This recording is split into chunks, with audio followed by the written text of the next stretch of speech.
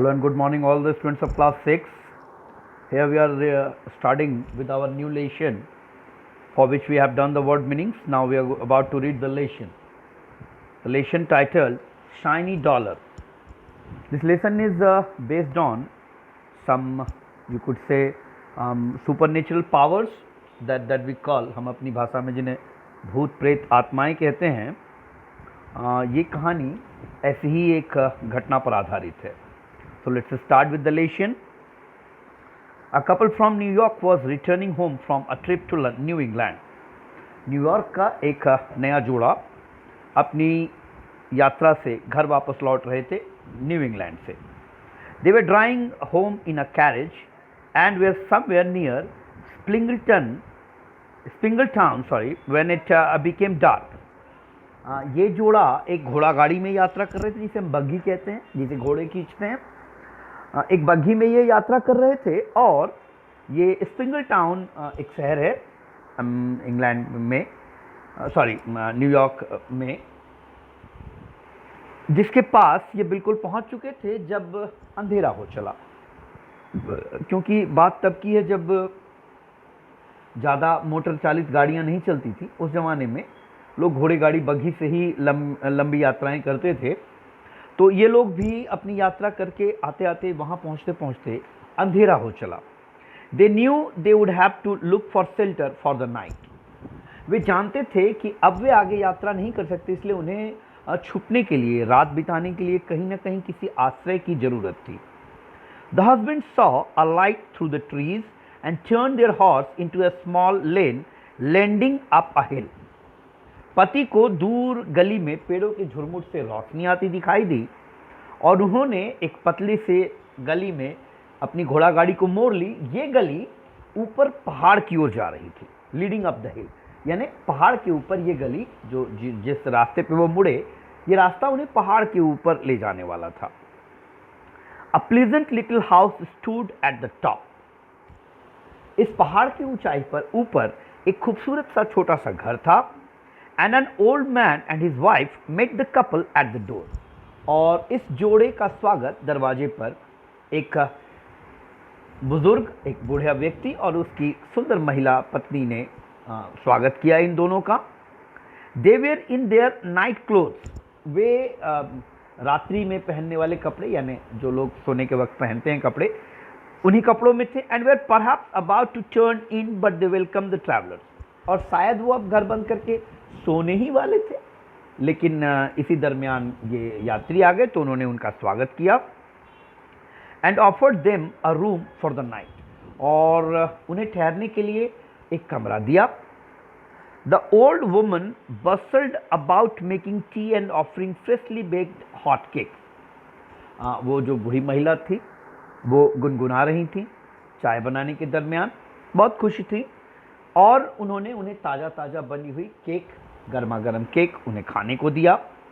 When the travelers were shown their room, उसके बाद उनको उनका कमरा दिखा दिया गया. The husband wanted to pay the old couple for their lodgings, but the old lady shook her head and the old man refused to accept any payment for such a small service to their fellow New Yorkers. पति उनकी इस सेवा के बदले इस बुजुर्ग दंपत्ति को कुछ कीमत चुकाना चाहता था, उनके रहने का जो किराया था वो देना चाहता था, लेकिन वो जो बूढ़ी महिला थी उसने सर हिलाकर इनकार कर दिया. उस बूढ़े व्यक्ति ने भी इतने छोटे से काम के लिए, उनकी नज़रों में एक छोटा सा काम था और वो भी अपने ही शहर न्यूयॉर्क के बासिंदे की मदद करना, तो उनकी नज़रों में एक छोटा सा काम था और उनका कहना था कि भाई इतने छोटे से काम के लिए वो सामने वाले से कोई किराया लें, ये उचित नहीं था, इसलिए उन्होंने इनकार कर दिया. The travellers woke up early and tiptoed out of the house. तो ये जो यात्री जोड़ा था ये अगली सुबह ज़्यादा जल्दी उठ गए और बिल्कुल दबे पांव घर से बाहर आ गए. लीविंग अ शाइनी डॉलर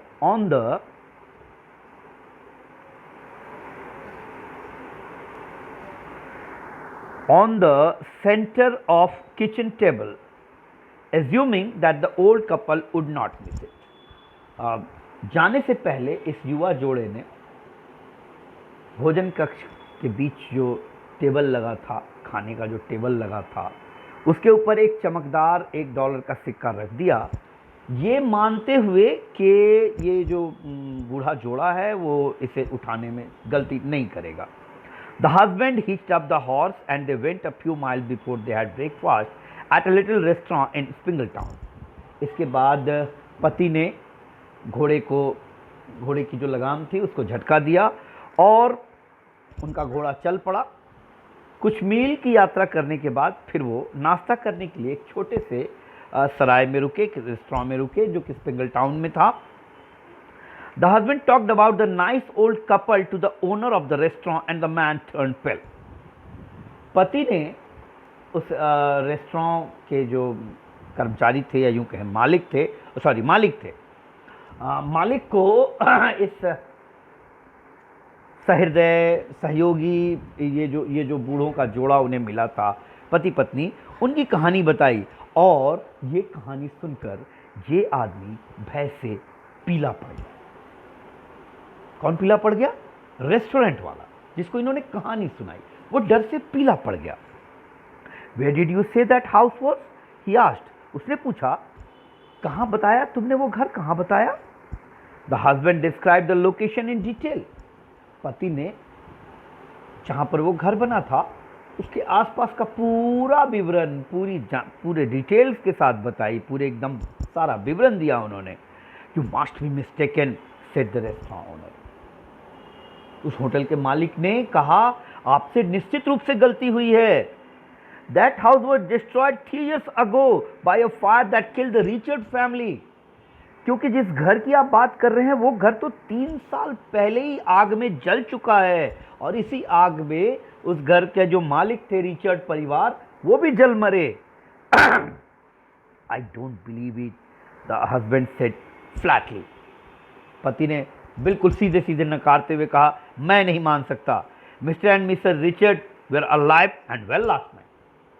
पिछली रात श्रीमान और श्रीमती रिचर्ड बिल्कुल जीवित थे और बिल्कुल स्वस्थ थे। After debating for a few minutes, तो अब इनके बीच कुछ मिनट ये बहस होती रही।